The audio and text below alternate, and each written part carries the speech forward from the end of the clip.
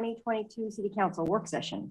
Thank you for joining us in this hybrid meeting format we're using as our state and community continue to recover from the COVID-19 pandemic.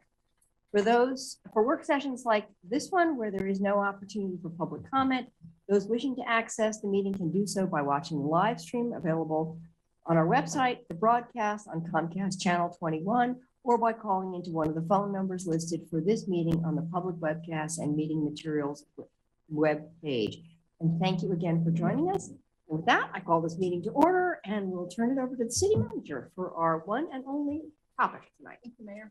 I was going to make some introductory comments and then I looked ahead and realized it's exactly what Jason's going to say. So I'm just going to turn it over to Jason Dedrick to introduce and take the topic.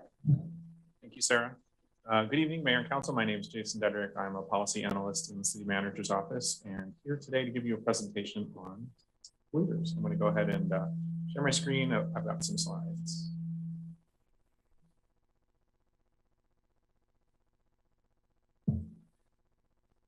Okay.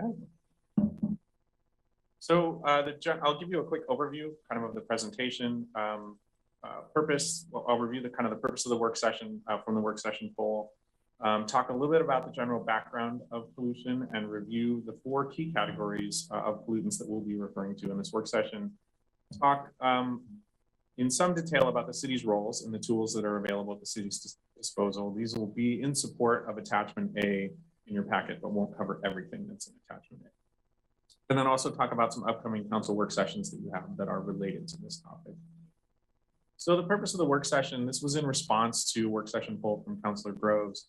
And a key piece of language from that poll was that the work session determined how city council and staff can more effectively address toxic polluters and what tools could be created to better protect our community. So the intent of this work session is to bring you some of that information and try to bring everyone up to a similar level of knowledge on how the city is engaged on pollutants so that you can do that work. So we'll review the city's current role. There are a lot of ways in which the city and our staff and our programs interface with pollution. I'm not going to cover all of them. Maybe all of them aren't even highlighted in the agenda, in the item materials, but hopefully pretty close. But that's how extensive sort of the involvement is. So we'll review that role. And then really the presentation is intended to be a starting point for you to have more in-depth conversations. So what other topics might there be that you're interested in? What feedback do you have for staff on things you would like for additional work outside of the work that's already scheduled? So really, this is kind of the diving board to get you into your discussion for the remainder of the work session. So some general background. We use the term chronic polluters, chronic pollution. What does that mean when we say that? So let's just talk about these 2 words. Chronic means something that's happening over time, not kind of a one-time thing, but over and over a longer period of time. And pollution is the introduction of anything or substance into the environment that's harmful to humans or potentially to other things like plants and animals. So that's chronic pollution. When we think about chronic pollution or chronic polluters, we often think about single point source pollutants, right? So we think about a smokestack or we think about a drain pipe into a water body. We think about that as being kind of the classic chronic polluters. It's worth noting that in sort of the pollution terminology, non-point source pollutions are also chronic polluters. And so we, in all the things that we do in our community, whether it be our waste stream or anything else, driving our vehicles, all the things that we do also introduce pollution into the environment. It's just kind of in a non-point source, really diffuse way. So it's worth noting there are really kind of 2 kinds of major pollution. So there are 4 major types of pollutants that will be the framework that this presentation is based on. And those include air, water, land, and noise. And noise also includes vibration. And so for each of these, I'll review the regulatory context, who is the lead regulator, and then also talk about what the city's role is on each of those pollutants.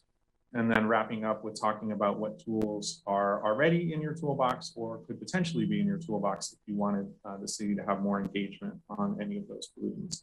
And really, when we start talking about those tools or our existing programs and policies, I think it's convenient to think about them as dials. Sometimes you can turn up or down the dial on something that's existing, and that may get you where you want to go as opposed to needing new tools necessarily. You may need both, but it's worth thinking about it in that way potentially. So we'll start with air pollution. The lead regulator for air pollution is LRAPA, the Lane Regional Air Protection Agency. This is unique in Oregon because Lane County is the only area that has its own air protection entity. The rest of the state is governed by DEQ. So DEQ has delegated that enforcement authority, or at least many portions of that enforcement authority, to LRAPA, which basically means we have an extra layer of kind of oversight and kind of protection that the rest of the state doesn't have. So we're fortunate in that we're in Lane County and we have that in place. In terms of the issues of concern related to air pollution, there are a few. Particulate matter is one of the most important. We've seen that recently with the increase in wildfire smoke in the community and that particulate matter.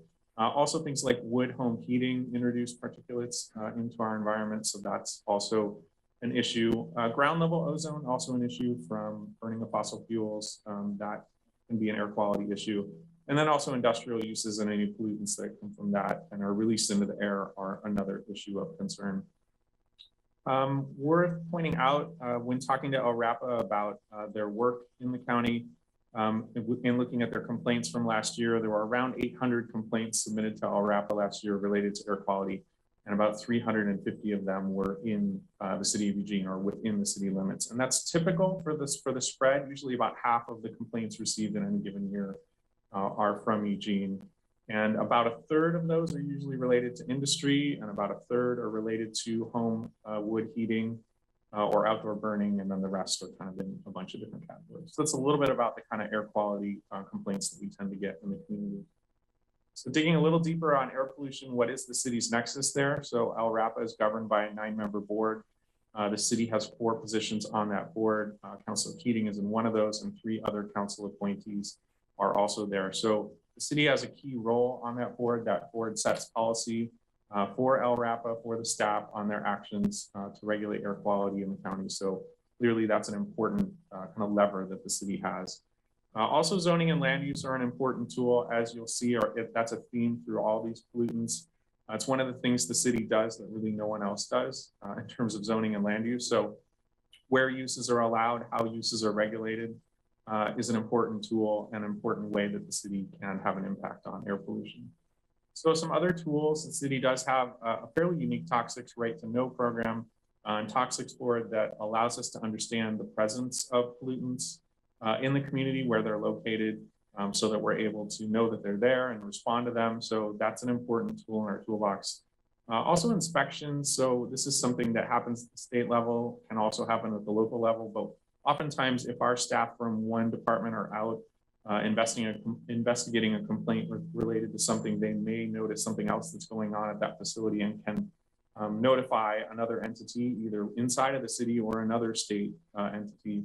And so it's an important way to think about our nexus with pollutants, is that our staff are out doing a lot of inspections, and there are many things that end up getting discovered that way. And state agencies tend to work the same way as well, where maybe Oregon Health Authority is out doing an inspection and they see something that they want to notify DEQ about. So it's a fairly common tool that's out there. Community members aren't a tool, but in this case, one tool is how we work with community members. So information and education. So when you think about something like home wood heating, we can't regulate that necessarily, at least not at the current time. Because we aren't in an area where that is a tool. But in terms of providing that information and education, we are a key sort of source of information to our community members. So that's a place that we can have impact. So for example, some communities have written grants, state or federal grants, to help get HEPA filters in people's homes. That doesn't stop pollution from happening, but with something like wildfire smoke, we don't have a very big nexus with controlling that or making sure it doesn't happen, but we can help make sure that potentially that people have clean air in their homes, and then education and information as well. So moving on to water pollution, the lead regulator for water pollution is Oregon DEQ, Department of Environmental Quality. Some issues of concern related to water pollution. I think drinking water is usually top of mind for folks. In our case, our drinking water comes from the Mackenzie River. And so while it's outside of the city's jurisdiction, we of course have interest in what happens up there. I think one primary way that we tend to be involved with EWEB is through emergency management and our ability to inform or at least be part of response to issues that might impact our water quality. Surface water is another important one, whether this be human contact with surface water, lakes, bodies of water in the community, as well as how surface water quality impacts fish or animals or plants. And so that's another important way. And then groundwater, we don't really draw a lot of water from the groundwater in Eugene, but we are part of a groundwater watershed in that the things that we do here in the city impact the groundwater table, which then flows north from here. And there are places north of us that do rely on the groundwater for drinking water and other uses. So we can have a potential impact there. And then I mentioned non-point sources earlier.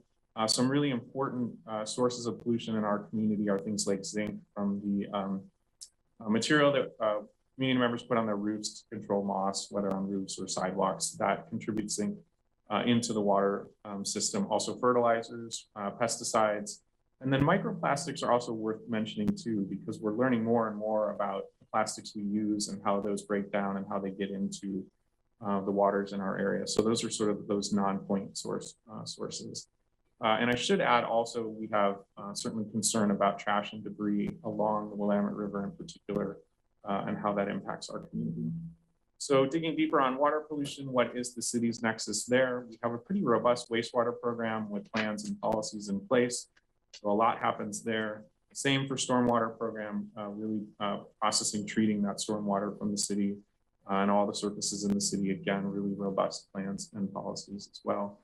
We actually do more water quality monitoring in the city of Eugene than any other community in the state, which is pretty unique. And then also we also monitor for more types of pollutants than any other community does as well. So some really good work happening out of those two programs related to water quality. Zoning and land use, again, also a nexus for the city, where uses occur, how they're regulated can impact water quality. Storage tanks are another one worth noting. Above ground storage tanks and underground storage tanks. We have programs in place to permit those as well as know where those tanks are located.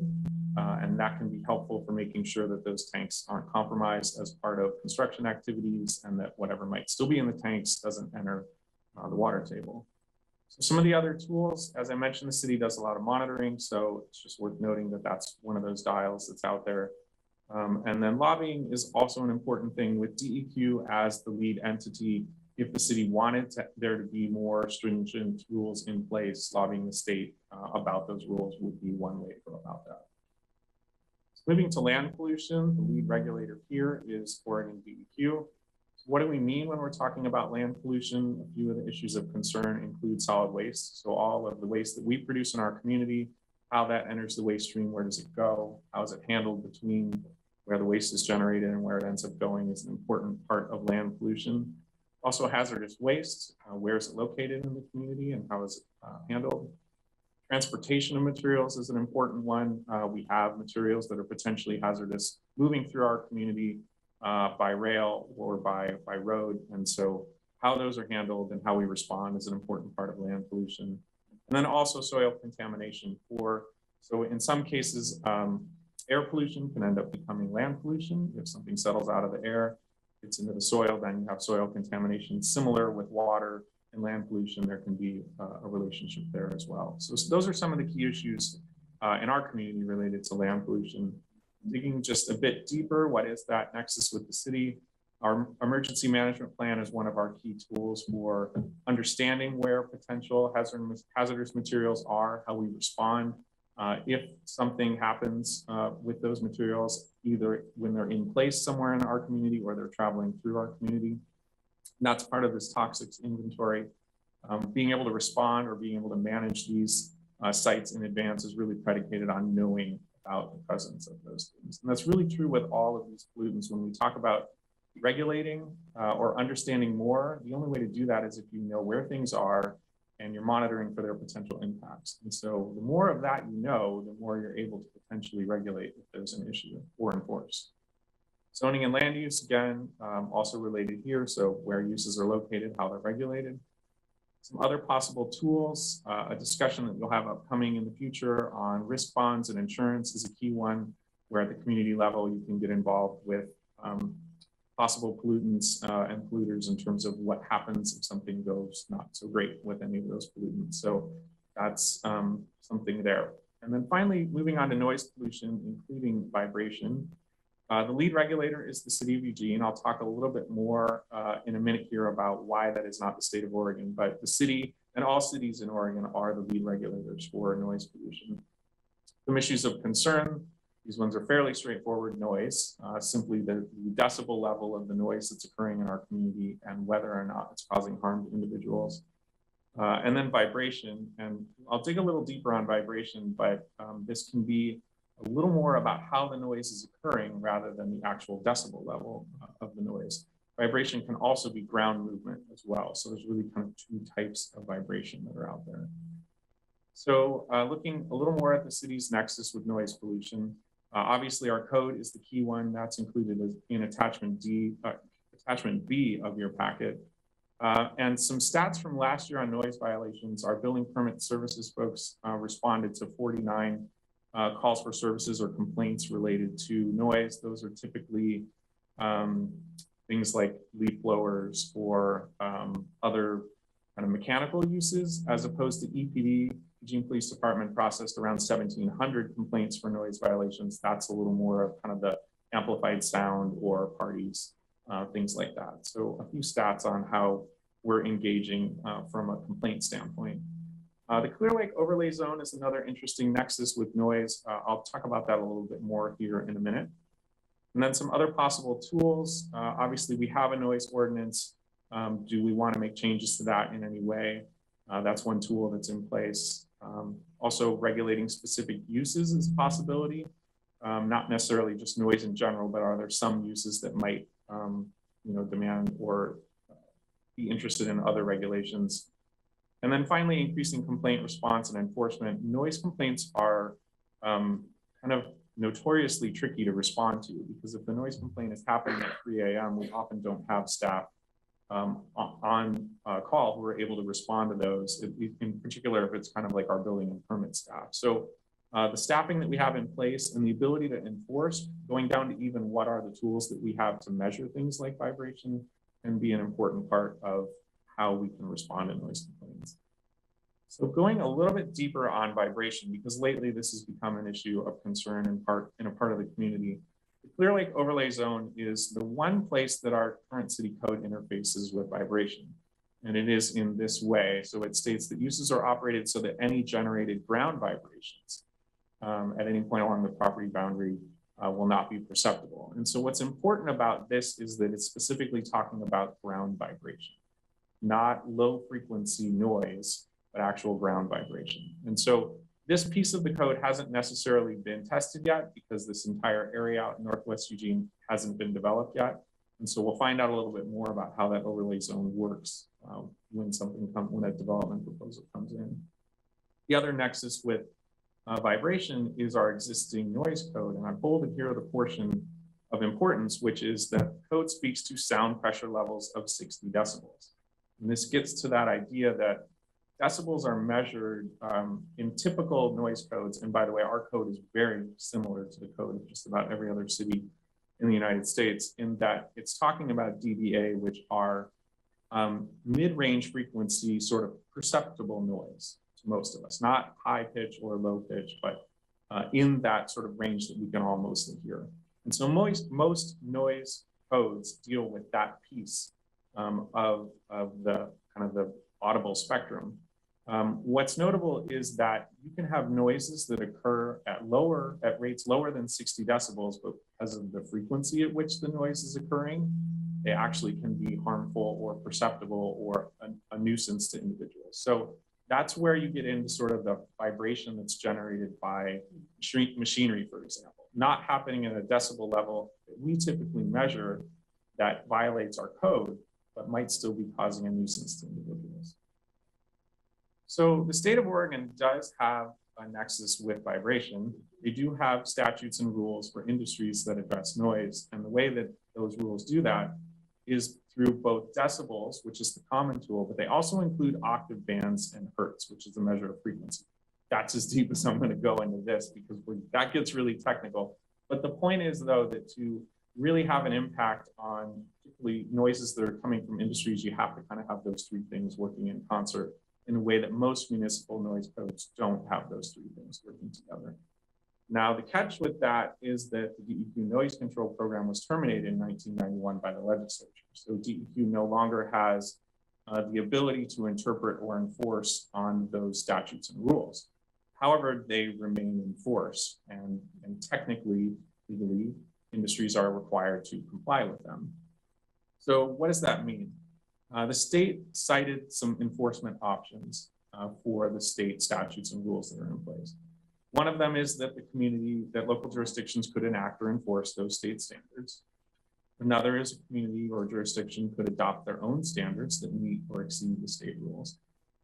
Another is that private individuals can bring a nuisance suit should they choose to do so. And the last is that a local government could submit evidence to a local district attorney. So there still are some vibration related conditions or rules and statutes that are available to communities in the state of Oregon. It's just a little bit more complex in terms of how they link into what's happening in a community. And I should also say, there's not necessarily an understanding that the current issues that are arising with vibration in the community would be inconsistent with those state rules and statutes. We don't know that just because we haven't done that deep into that. So kind of wrapping up here and looking at kind of reviewing again, sort of at the high level, the city's role as it relates. So on air quality, LRAP is the lead regulator, and we have city positions on the LRAPA board, and land use and zoning is a key tool. Related to water pollution, DEQ is the lead regulator, and we have pretty robust stormwater and wastewater programs. And the city is a regulator, so that we regulate individual industries related to water quality, but we're also regulated by the state for things like our stormwater and wastewater. On land pollution, DEQ is the lead regulator. The city is often in kind of an information and response stance as it relates to land pollution. And then noise pollution, we're again the lead regulator via our code. So there are a series of existing policies, programs, and authorities that the city has. These are outlined hopefully in almost all the ways that we have them in attachment A. But I like to think of these are these dials that you can turn up or down because they're already existing. So those include things like our involvement on the LRAPA board, our toxics program, so in land use, plans and permits, monitoring, information and education, and lobbying and advocacy. And then there may be new tools that the city wants to have in our toolkit. A couple have come up recently, including the idea of updates to the noise code around vibration, as well as risk bonds and insurance. So I mentioned you have some upcoming council work sessions that have a nexus with pollution. Those include the public health overlay zone discussion on July 25th, the fossil fuel risk bonds discussion, which will be coming up this fall, a work session poll related to gas stations that still isn't scheduled. However, the nexus there is that while I think it was driven more by a concern around climate change, there are issues related to air pollution, whether they be ground level ozone or benzene, that are related to where gas stations are located. And then finally, fireworks work session coming up later this year. Fireworks has a nexus from the standpoint of noise pollution, as well as air pollution, possible ignition source for wildfires. So there's a nexus there as well with that work session. So with that, I'm going to turn it back to the mayor. And again, we're hoping this discussion helps you to inform your thoughts on this and any guidance you have for staff on next steps. Thank you. Thank you so much for that. I really appreciated your walking us through the 4 categories. It was very helpful. I think it's a lot to try to digest those 4 different areas and all of the different regulatory levels. So appreciate that. I have Claire and then Randy. Yeah, thank you very much. That was an excellent presentation. I really appreciate all the work. I want to point out that today's Register Guard headline, global pollution kills 9 million people a year. So this is, a very relevant topic in terms of health and safety for our community. And I'm really pleased we're looking into this. I have some questions and then some comments, and then I would like to put a motion out regarding the vibrations piece. So hopefully we can have a discussion about that. So how are our appointees to the LRAPA board chosen? Is that appointees that the mayor does? Well, I interview them and make recommendations to council. So we ultimately do that. Okay. So seems to me there might be room there for us to be more actively engaged in moving policy at that board if this body feels that that's needed. So I think that's one lever that was pointed out in the presentation. And then I feel like since we have a toxic right to know program, that we should be utilizing the information that we gather there to make sure that we're promoting public safety and health as much as possible, and really looking deeper into whether or not we should take more local action there, particularly on air and land pollution. I feel like our water source and our work with eWeb, you know, is pretty stellar. But maybe there's still room for groundwater and surface pollution there. And then you were making a distinction, Jason, around ground vibration and when you're looking at the Clear Lake overlay zone. So would what's spoken to there apply to the type of complaints we've been receiving about industrial activity in my ward? I might defer to the city attorney on that, because that language, I think in part hasn't been tested yet. And I also don't know the genesis of that language, sort of what was the intent when that language was included there. So I think we could find that out. My sense of reading it is that it seems to speak specifically to ground vibration, which the vibration concerns that are currently in the community from a particular source are not ground vibrations. Okay. They're actually vibrations of the air that are traveling through the air and reaching people's homes. Yeah, okay, that's what I thought. So I just wanted to clear that up.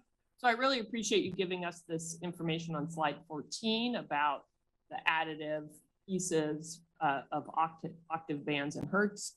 And also appreciate that you didn't try to give us a lesson in that. So I'll wait for others to speak before I make my motion on the vibrations piece. So if you come back. Yep, I'll come back to you. Randy. Thank you, Mayor. And thank you, Jason, for, you did what we asked, or what I asked you to do, what the council supported in the work session poll. And although I authored it, Councilor Syrett did give me some good input on that. We've been working together on a number of these work sessions that are coming up and trying to address and protect our community, and I do appreciate that. I have a number of questions, but I think a lot of them might actually be answered in the subsequent work sessions that we're going to have. So I'm hoping, I'm not going to make a motion on this, but I'm hoping we have some kind of a wrap up after we've had all these pieces, where maybe we can come back and look at everything in its entirety, what we've learned, what's there, and figure out from that what our best process moving forward is. Because I feel like if I start trying to turn too many dials right now, it may get messed up later on, or actually better addressed later on. But with that said, it does seem like we have this broken down into both proactive and reactive. Most of my career I spent in the reactive arena, although we did have some proactive with the Toxics Right to Know program and also the permitting process. Also, I will add, there's a state program that does, that kind of parallels our local Toxics Right to Know program. So there's data that can be obtained from that as well. And users of chemicals have to actually report in both. So that's something that I'm hoping down the road, a different discussion we can look at, is there a way to better align those as well. So anyway, back to this. I guess I'm still looking for what can we do when something like dioxin contamination presents itself in West Eugene. I still don't have a good feel of what role the city really plays in that. And yeah, I don't like to think there's really not a role, it's just supportive. It just seems like, it just feels like we should be able to do something. And I guess I'm kind of struggling to find out what that is. That is kind of the $1 million question, I think. And because it's complex and sort of diffuse, it makes it difficult to know. I mean, I've struggled with that in kind of learning about all of these things as part of this work session. So, I mean, I think one of the things that was most salient to me talking to individuals from the various agencies is that you can't do anything about something you don't know about. And so, for example, the ability to monitor air quality is limited, or the ability to respond to air quality concerns is limited somewhat by knowing where potential pollutants are and then having monitoring in place to be able to detect those. And so the amount of monitoring that we might be doing around air quality might be one of those places where, whether it's us or whether it's LRAPA, where more information means the ability to potentially know if something's happening that's potentially harmful. So that's one potential limitation. Also, in talking to representatives of the various regulatory entities, one of the tricky things about regulation is that if a city or municipality or any local government decides to go beyond current state or federal laws, there needs to be some kind of science or data proving why a jurisdiction is deciding to go there. And it gets you out on a limb a little bit if you try to have more stringent regulations. So when, for example, in the case of Oregon, when a jurisdiction is looking at more stringent requirements, DEQ and the EPA are usually part of that to make sure that they actually are more stringent and not less. And then also advising on the possible implications of that. Because if, for example, a community wanted to say this pollutant we want to regulate at a higher level than the EPA or DEQ, those original rules and laws at the federal level were set because they were able to determine a certain amount was healthy or unhealthy.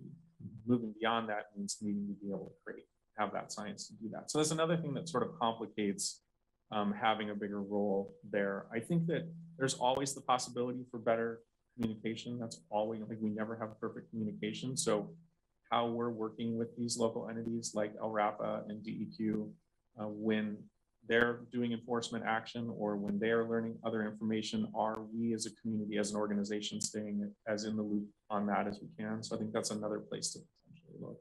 So it's not an easy answer, but those are some of the things that I discovered.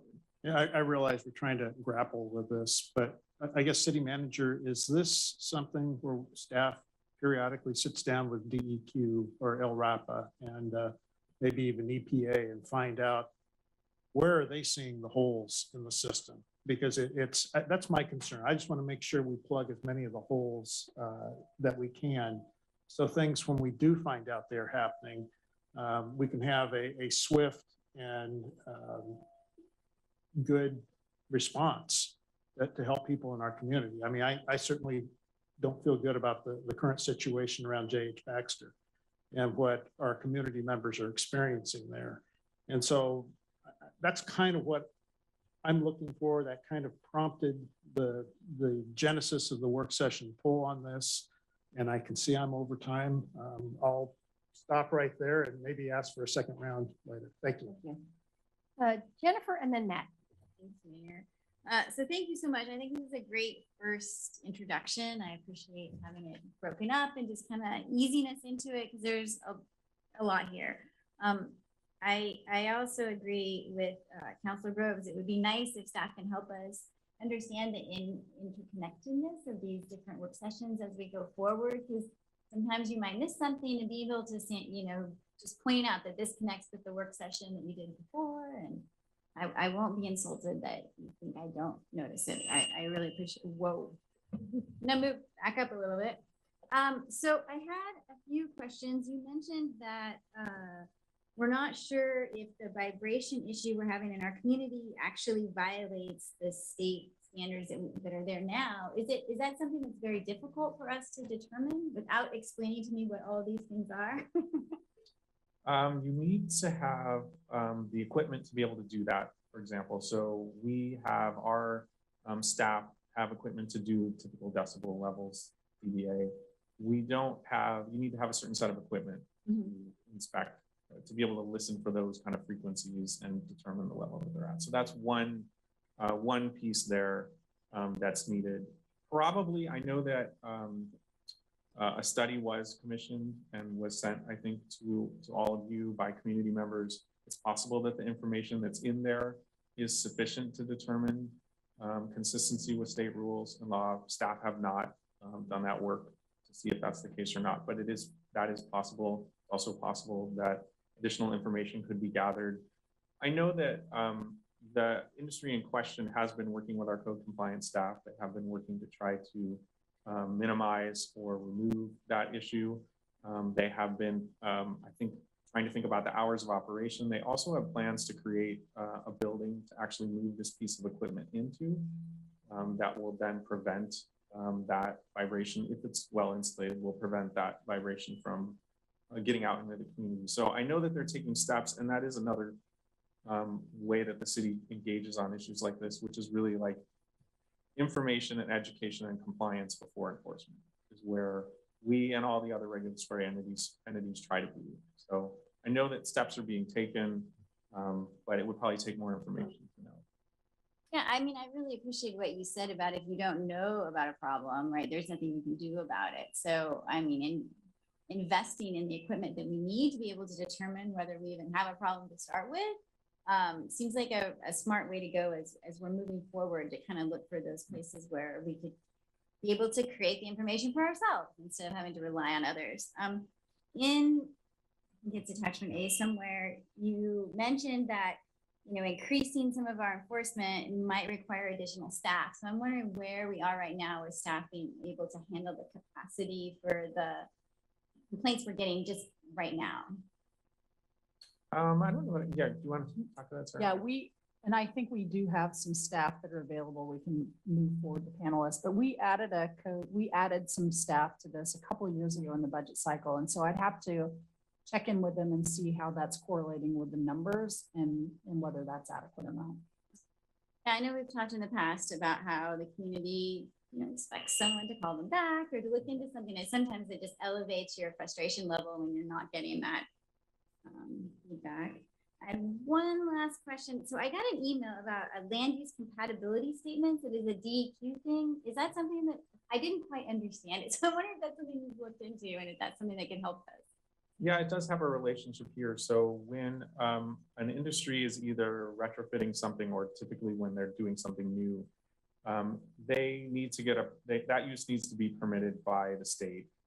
And so they have to go through a process with the state. And so what the state does is they check in with the local jurisdiction and have them fill out this land use compatibility statement, or LUX. And so what that is a way for the local jurisdiction to look through all of their relevant policies and report back to the state that yes, this use is consistent with all of our regulations here in this community, and then report that back, and then the state can take their action as needed. It's important to note that that doesn't constitute land use approval at the community level. It simply just gets the state going on their process.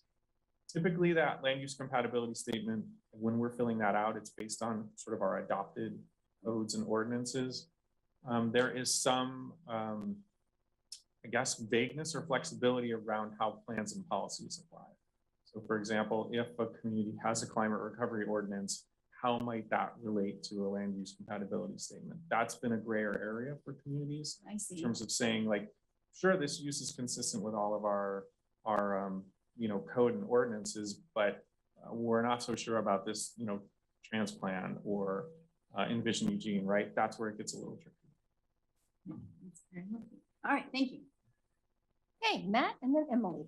Thanks. I have a bunch of questions, but I want to first of all thank you, and then dive kind of piggyback off the land use compatibility statement piece. Is that a tool then that we could use as a municipality to either prevent, block, or shine some light on polluters who might want to move here, or businesses who are chronic toxic polluters to expand? It is a tool, and we do use it currently. And anytime something new is happening, it's a tool that we are asked to use, and it feels like a dial, essentially. But there's probably more to be learned there about once you move beyond kind of code and ordinance and start talking about plans and policies. That I think probably needs more of a look than we've talked about here. I would be interested in exploring that and having a deeper dive and a greater look at that land use compatibility piece. The LRAPA conversation, there are 9 seats on LRAPA.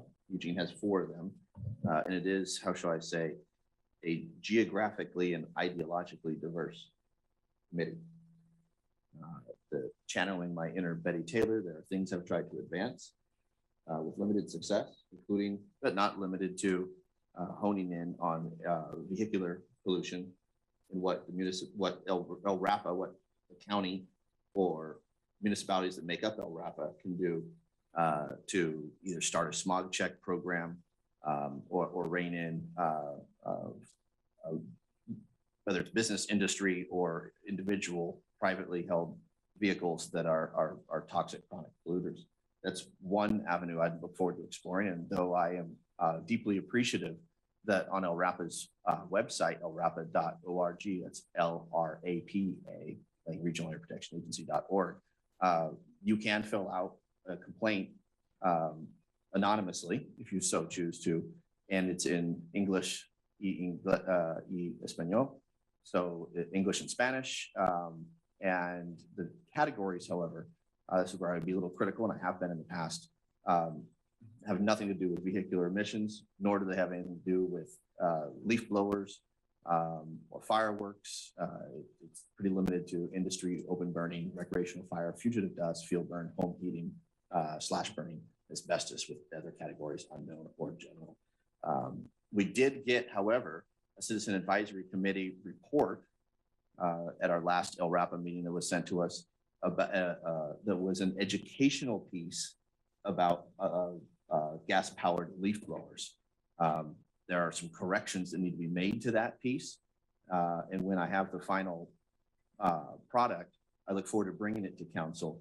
And I hope that this municipality will take a similar action or even a stronger action than the city of Portland did in regards to transitioning the city lawn equipment tools to be 100% electric. I look forward, Councillor. I'll refrain from commenting on the vibrations at this juncture because I look forward to hearing your motion. And I would go so far as to say I would be fully supportive of directing the city manager to collect and submit evidence to the district attorney in regards to the vibrations. But I look forward to having that conversation. And it looks like I'm way out of time. So pause there. Thank you. All right, thank you. Emily and then Mike. Thank you. Thank you for the presentation on all that bad news. Let's look at them. Most of my concerns have been asked. The vibration is coming up and the land use compatibility statements from my reading look like they might have the potential to help us control some of this. So like other colleagues, I'd like to see that. And yes, those leaf blowers, they're so obnoxious and there's so many around my house. I think that it's interesting that under 6.750, no powered leaf blower shall be operated with 100-foot radius of another powered leaf blower simultaneously. So everyone get out your tape measures. Get quiet. Thank you, Betty Taylor, for that. Thank you.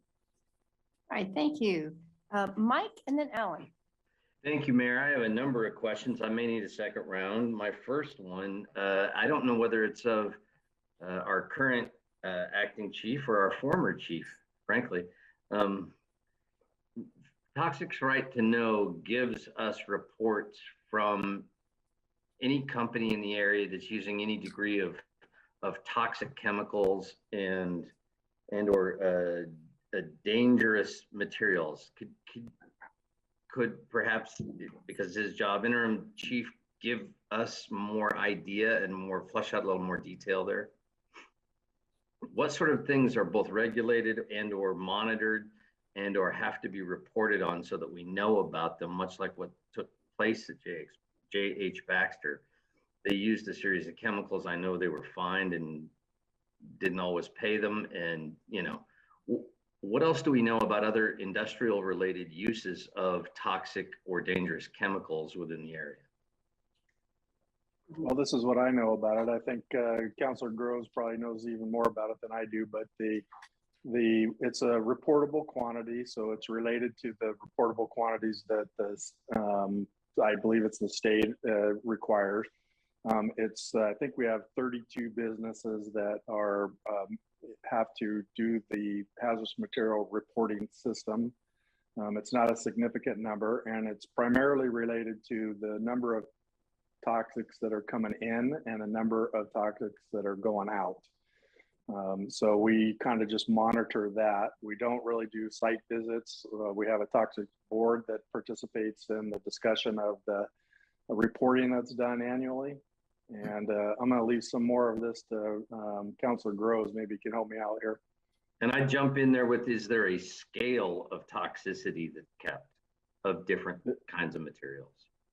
There is a scale that is kept, and it's the more toxic the chemical, the lower quantity that is a reportable quantity that makes them report to the Toxics Right to Know program. I'd love to hear what my colleague knows, but I'd like to retain my time, which is still ticking off here, because I have a lot more questions. Yeah, you can retain your time and Randy can respond and then you can resume. I'll try to be brief on this. I think Chief Cochran did a good job of describing the basics of the program. As he said, it's chemicals in, chemicals out that are no longer used in the process. And then you try to extrapolate what's been released into the environment or what's been put into the product that comes out. There's reportable quantities, which he touched on. As I mentioned, there's also the state program that kind of parallels the city's program as well. But the main thing is it's trying to, the program's intended to provide information back to the public that's accessible to the public. And that's been a problem that's been there before. Fire department's always had a hazardous materials program within the fire marshal's office, and that's where permitting comes from. There's also a hazardous materials response team, which I'm a past member of, that responds to those bad days where there's a release. But it's the primary purpose of the Toxics Right to Know program is to provide information back to the public. Now, if there's other ways we can enhance that to provide more information to help us decide on further regulations in the future, that would be a good thing, but I'm not sure that's what that program is designed. Yeah. Is there any analysis by the fire department on the level of toxicity or the, in case we have a Cascadia or something where the greatest dangers exist? Really the best place for that is for the responders, and that's in their pre-emergency plans. We know what's stored in what general quantities within a range and where it's stored, and that's information we use, or the fire department uses. Right, because it seems to me that the conflict that we're talking about and talking around is where residential properties come into close proximity to industrial ones. And since it's the city's policy to infill, we're going to have more of that as time goes on. And it seems to me that we know where a lot of volatile things are. We know where dangerous things are in the process of their industrial use. And if, as Matt was talking about, additional things we should regulate with regard to industry, I would think it's our duty to make sure that we're not allowing more residences to be built in close proximity to danger. J.H. Baxter, for example, I think, I may be wrong, was built in 1941. So most of the residences around there came to it rather than the other way around. And I would think we have a duty at least to analyze how much buildable land is in relative to proximity to dangerous use of chemicals and which ones should we be removing from the buildable lands list because it's not smart to build homes there. And that's something I'm going to want to look further into later with regard to staff. I'm fairly certain, unless there's a Terry or somebody's here from planning and can make some comment on amounts of buildable land in relative proximity to industry. We'll have to come back with that. Okay. All right. Thank you. Second round, Mayor. Thank you. Yes, you'll get one. Alan. Thank you, Mayor. Once a chief, always a chief. Randy. Looking forward to the fossil fuel bonds and the public health overlay zone work sessions. I have a question about our role. I noticed we're not the lead on air, land, water, just on noise, and our ability to regulate just period, and then go beyond what the federal or state rules are. I know there's home rule. How far does that go, and what are the limitations? I know there's practical and political and authority limitations on that, and home rule doesn't allow us to just do anything, anytime, anywhere.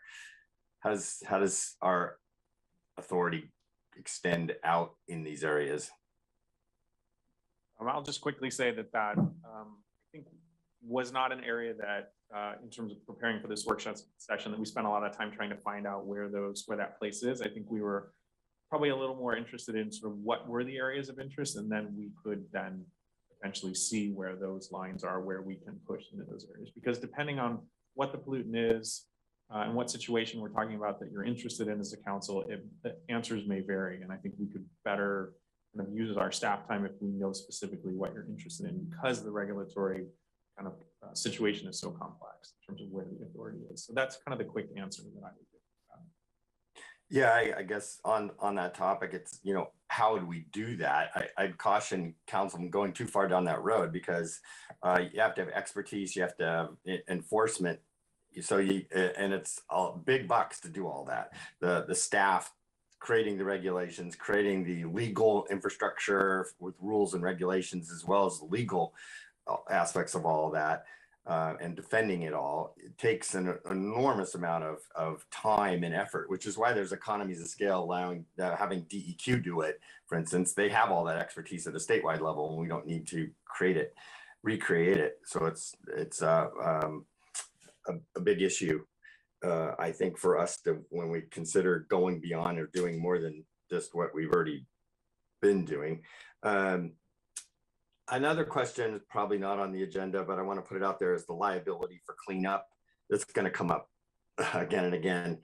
I'm personally very tired of industrial and commercial polluters walking away after declaring bankruptcy and leaving the state or the city on the hook, or people impacted.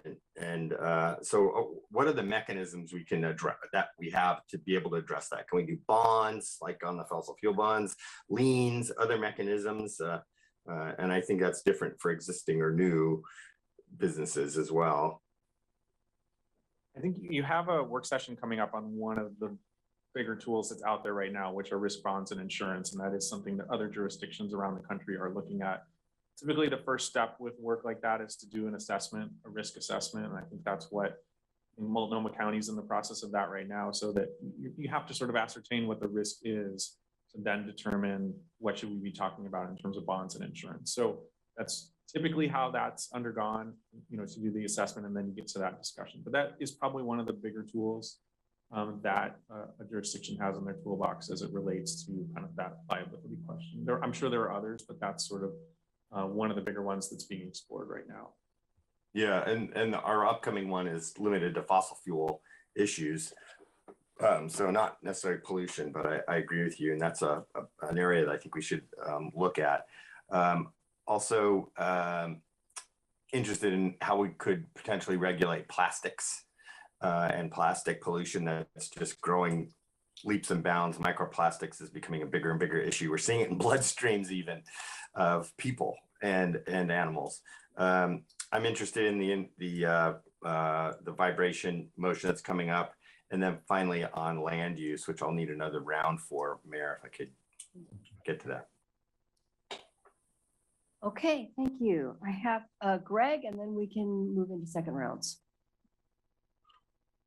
Yeah, thank you, Mayor. I want to follow up on something that Mike said, and I'm not sure about this because I kind of go back to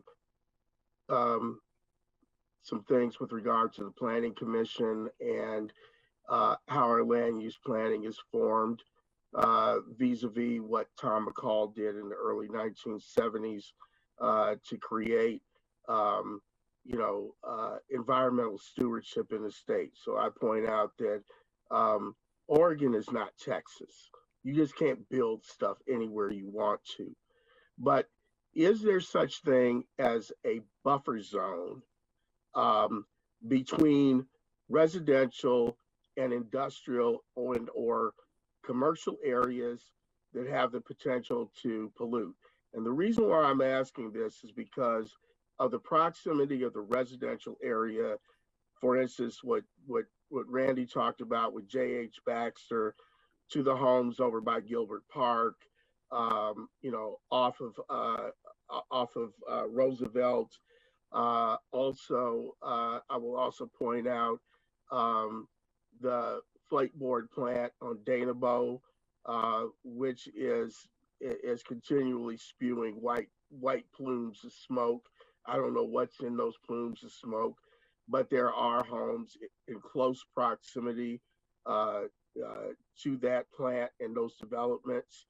And I have concerns about the health of people over there. I don't know whether people have actually did any kind of surveys or anything with regard to, you know, cancer or other airborne cause kinds of diseases that have come about by those people living in proximity to those industrial developments. But I would say that intuitively, it comes to me that, you know, I think those people are suffering an inordinate amount of life-threatening diseases as a result of living in close proximity to those developments.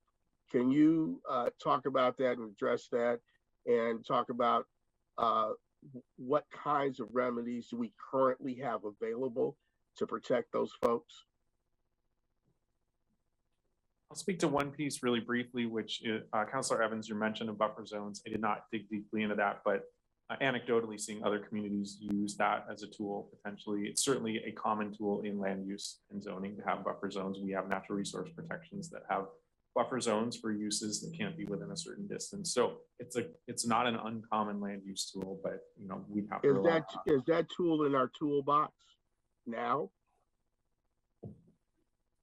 I was just going to speak to, I mean, generally when you're doing zoning maps, you'll see like sort of traditional industrial, then you may see commercial, and you see a mixing zone before you get to residential, and it's usually designed to do that. I don't know if we have it. We don't have anything that I can think of that's a specific buffer zone that's not already another use. What's interesting, I wanted to just introduce, is that with the state's push for more housing and the need for more housing, what we're seeing, and I'm hearing stories from other communities in particular, is where people are rezoning industrial lands that have been vacant for years because they need the housing land. And then you have, boom, right up against the line, industrial and housing. And I think we have some places where that's true here in Eugene as well.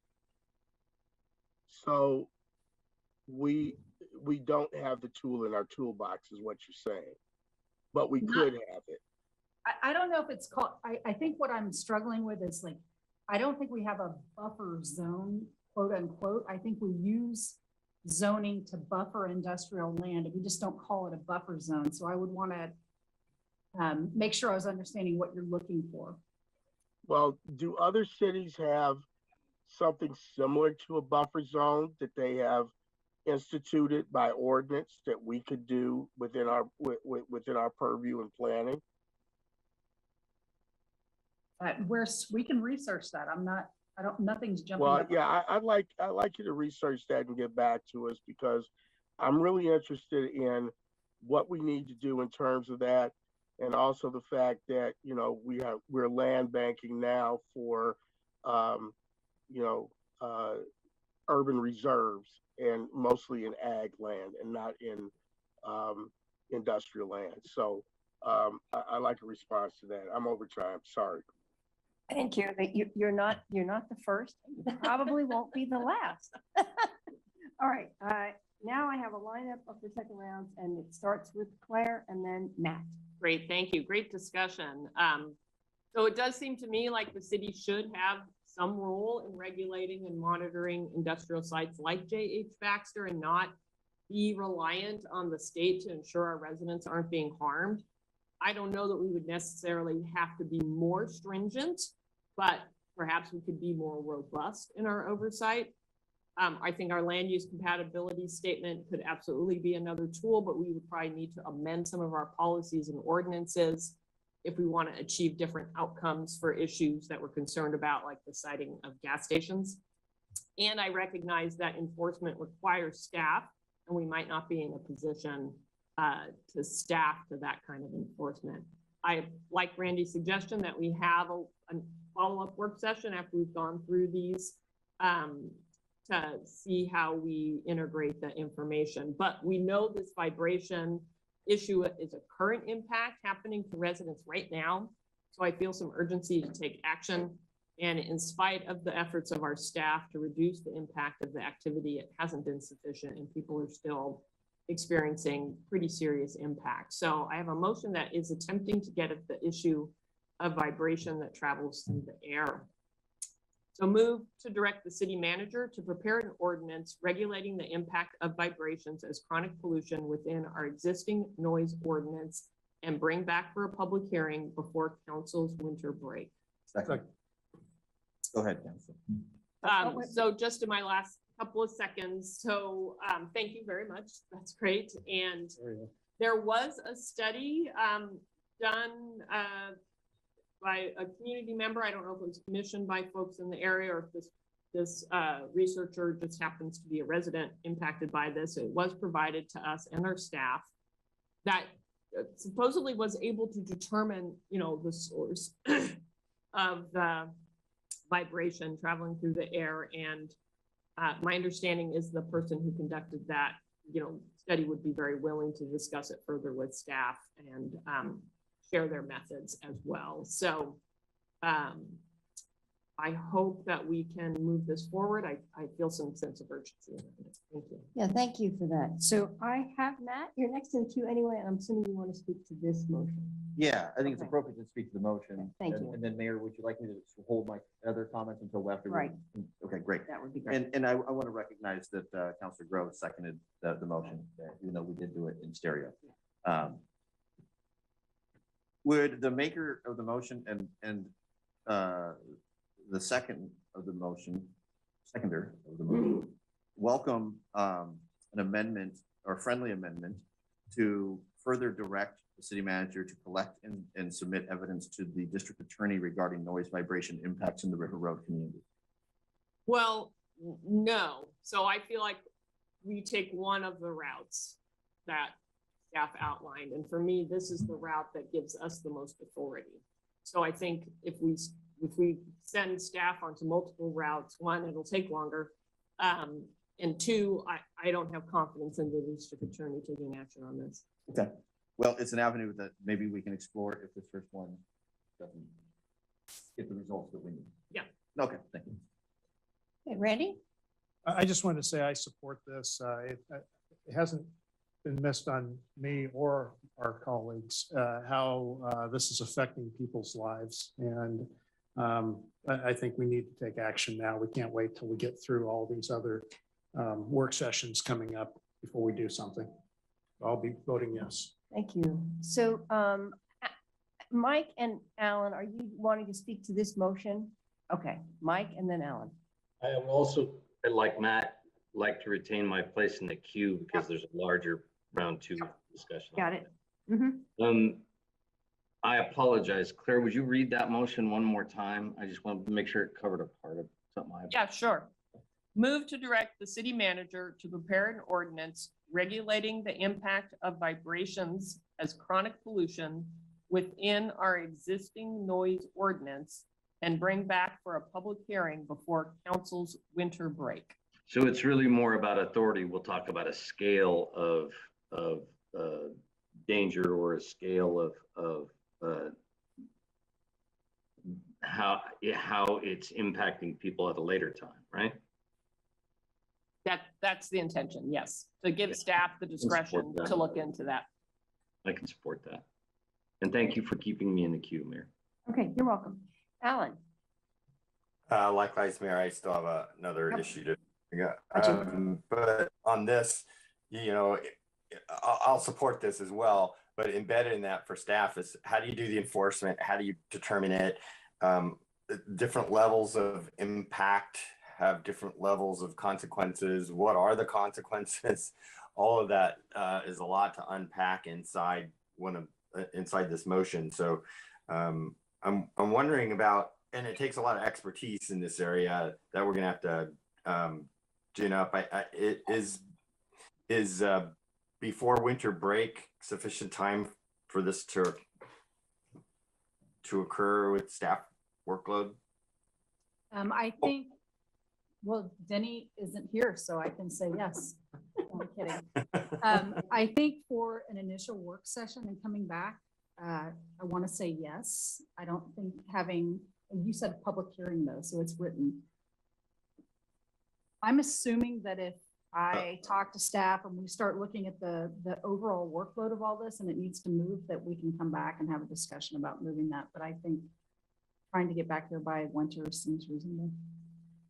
So Knowing that it's been filming. Did the motion say a public hearing before winter break too? Yes. Yes. So that means really you got to be done in November before Thanksgiving. So I was also assuming, I just jump in here, the way that the motion came forward was that it was going into our existing noise code and adding something there. And so to the extent we can be as surgical as possible about that and still use all the rest of the code in terms of how we regulate it, how we enforce it, how we inspect it, knowing it's a little bit of a different animal will make it a little bit easier, I think. Although I find our existing noise ordinance very weak in terms of our ability to enforce it and get people to comply. But thanks. Okay, any other comments on the motion? All right, we are ready for a vote. All in favor of the motion, please raise your hands. 1, 2, 3, 4, 5, 6, 7, 8, and that passes. Thank you very much for bringing that forward. That's Thank you. excellent. Excellent progress. Okay, now with that done, that's great. We'll go back to the queue. So I have Matt, then Mike, then Alan, then Randy. Thank you, Mayor. And I'm curious if we could be so surgical with that motion, the motion we just passed says by our winter break, but if we can be as surgical as city manager described, because there are so many hundreds, if not thousands of folks who are experiencing sleepless nights in the River Road community, your ward, it may be able to be advanced well before that winter break. And so, you know, I just hope it's not understood that we just passed something that we're looking to do right before that winter break, that if it's as surgical as the manager indeed described, and we don't have to start from ground zero with a brand new ordinance, it'd be nice to see that sooner rather than later. So whereas we can be as surgical as you can be as we start to talk about, you know, is the noise ordinance overall weak and how far do you want to go? You know, we don't just typically come to you with an ordinance. So we will come to you first with a work session to talk about what this might look like, what we're learning about it, some of the questions that came up beforehand. And then we'll need to write the ordinance and make sure that that's right. That's typically how we do it. And it's hard to fit all of those work sessions in a timely way that we can get the information, craft the things, and then still hit your winter break. So that's the timing issue. Okay, thank you. I did want to ask, in my first round, I kind of went down some gas-powered leaf blower rabbit holes. So I wanted to also address the unfortunate collection of raw sewage that's been collected and dumped at public parks. In Tugman Park in particular, there's a caravan of dilapidated RV campers that continuously occupy a certain section by 39th and Hilliard. And they're parking right by a storm drain, which has been documented that there's collection of raw sewage. It's a clear environmental hazard, clear public safety hazard, and I think would fall under this non-point source polluter category that you discussed, Jason. Are there any codes currently on the book to address the disturbing collection of raw sewage in our public spaces? And not only the collection of, but the dispersal of, either in parks or, God forbid, in storm drains, as neighbors in South Eugene are experiencing.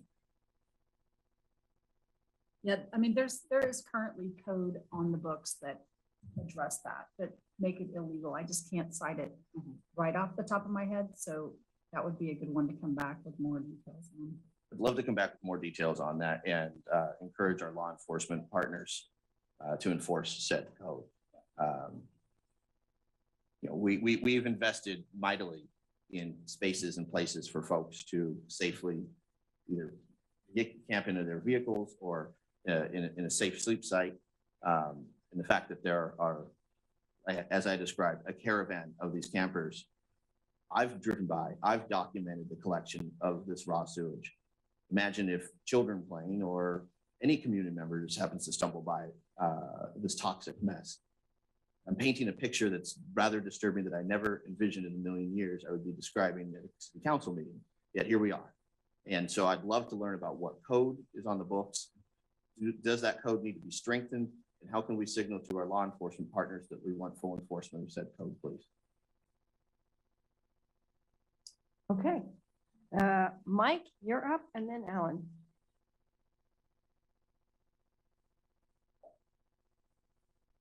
Oh, these buttons are rough. Sorry. Thank you, Mayor. We don't have anyone from planning here, and all my questions seem to be around the land use parts of this. So I'm going to ask Sarah, I guess.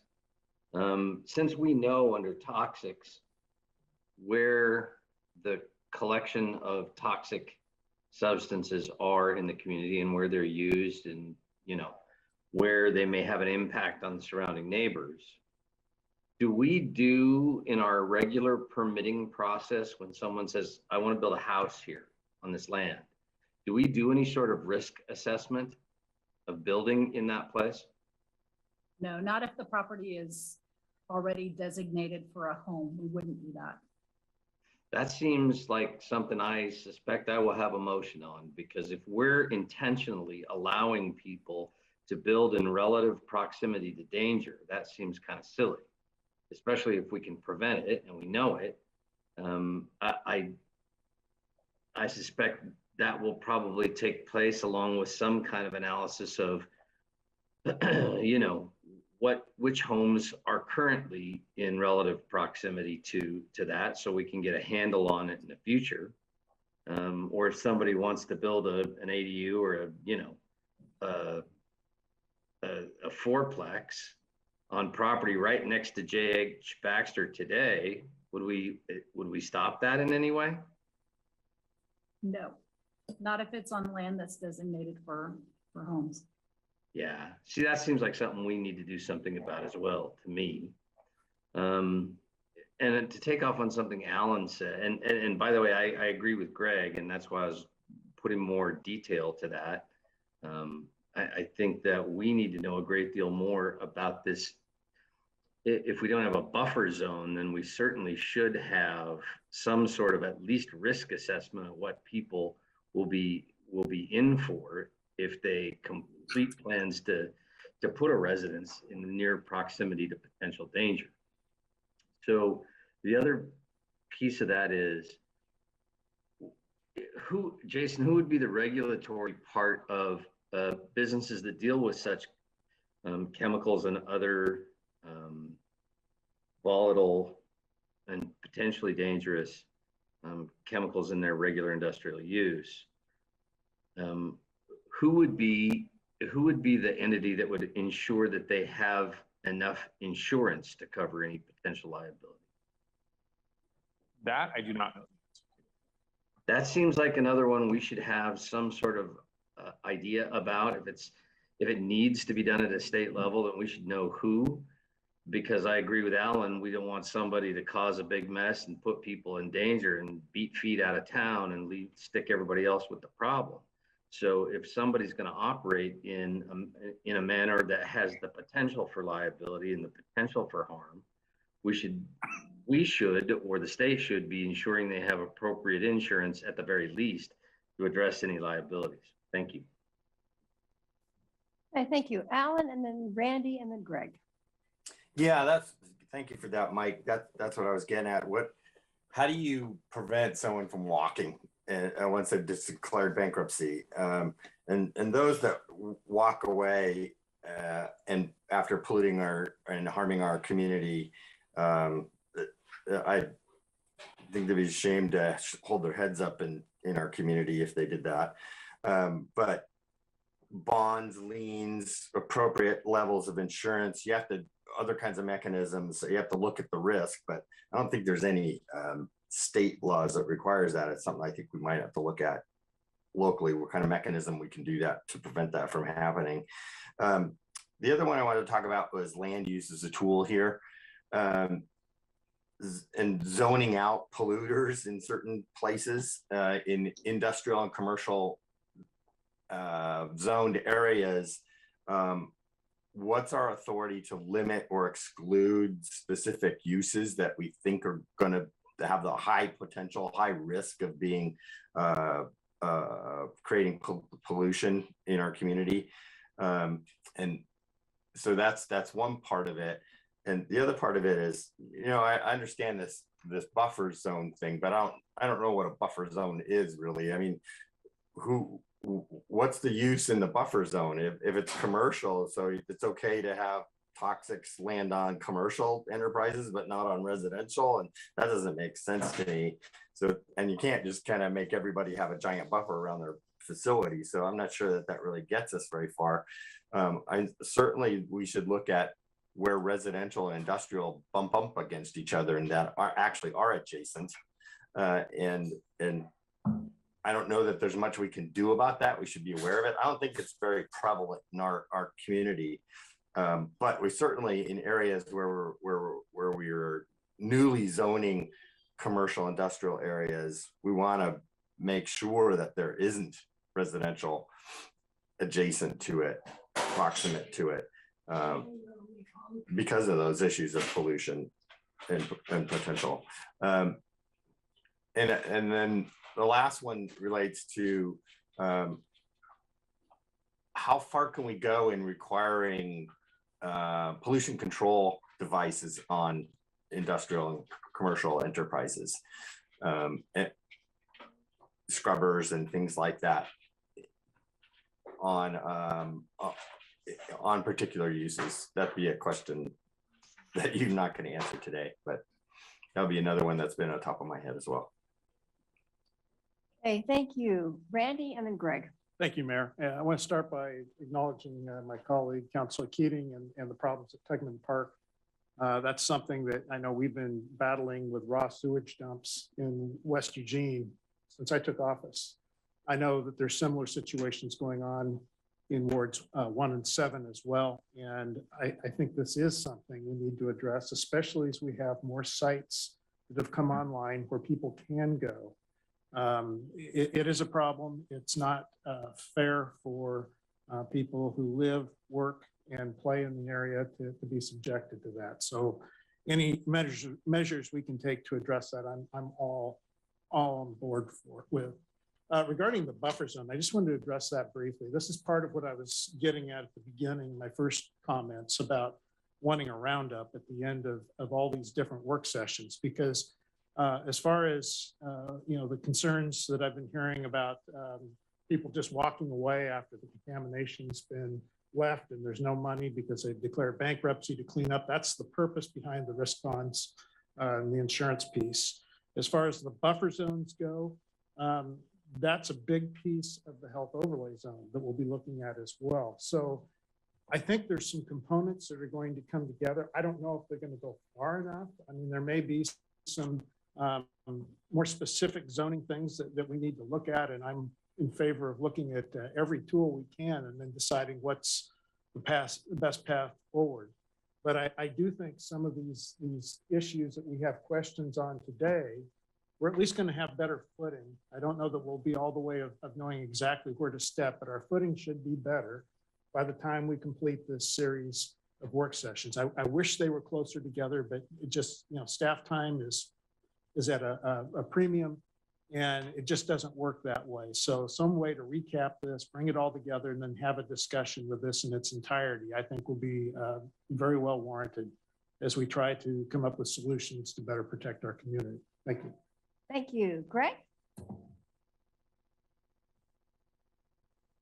Thank you, Mayor.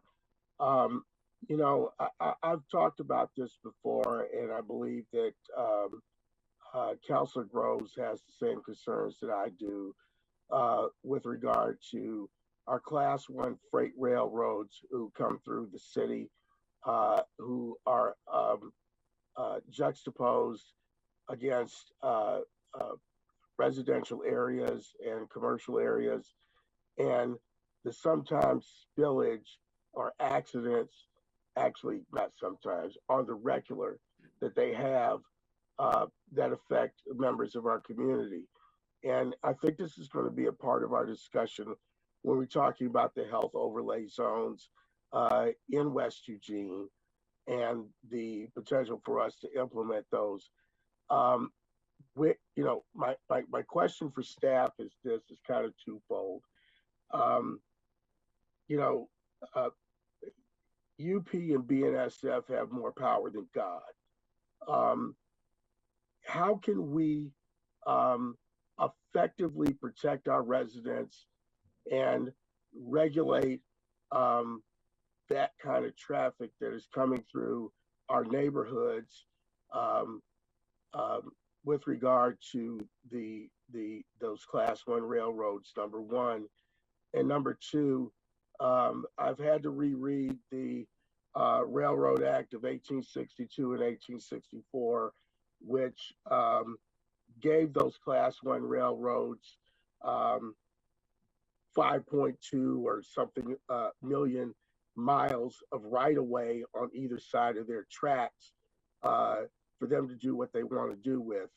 So I'm not sure exactly where the lines are in the city of Eugene around that, but I would like to know, you know, what is the proximity of our residential areas and our commercial areas to those railroad right-of-ways, one, and two, is there anything that we can do from a local perspective to protect our residents from the spillages and other things that those railroads are not required by law, by federal law, to report?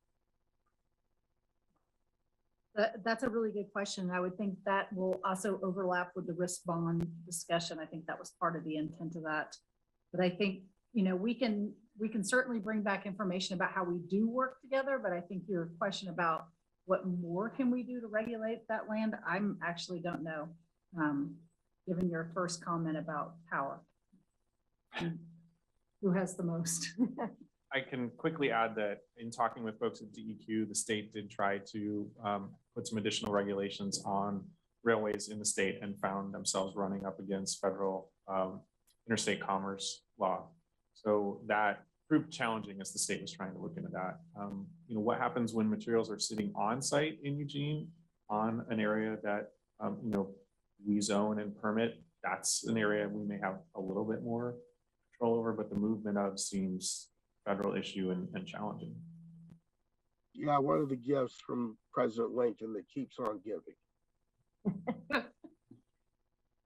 All right, Claire, one more comment. Yeah, thank you. I really appreciate this conversation. It's been very rich. I appreciate Randy reminding us about the public health overlay zone work session. And I think that could be a potential means to get at some of the concerns that are being brought up here. I want to note, so Lisa Arkin with Beyond Toxics has done some research on the history of Bethel. And one of the things she shared in a presentation at a forum was, and it was in a planning document, maybe from the 70s, when Bethel was being platted along Roosevelt, and staff called out the Roosevelt Highway or road as the buffer between the industrial site and the residential. So that just tells you how far we've come in our thinking about these things, that staff would consider a major transportation corridor as a buffer between industrial and residential.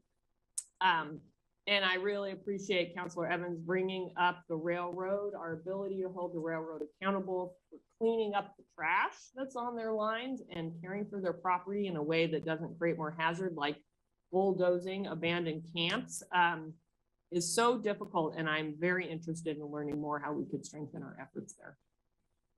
Thank you, Mayor. Thank you. And Matt, one question more? It was more of a point of clarification. Thank you. I mentioned 39th and Hilliard. The site I'm actually referencing in Public Works, Matt Rodriguez and Jeff Petrie parking and Officer Chambers and Chief Skinner are aware, is actually 39th and Donald. So it's between Hilliard and Donald, but just a stone's throw from my old house on 39th. It's that 39th and Donald piece that I suspect not patrolled often, kind of tucked away. That's where neighbors are longing for some solutions. And I suspect we'll hear some solutions from folks in this room who are going to be floating more loos in town. That's great. More bathrooms, more places to go is a solution, of course. But there's a real environmental hazard at that 39th and Donald Place. So thanks for allowing the space to point that out. And thank you, Counselor, for your words as well. Okay, thank you all. Thank you, Jason, for getting us launched and all your responses and research on this topic. And it's clear there's a lot of work we can do.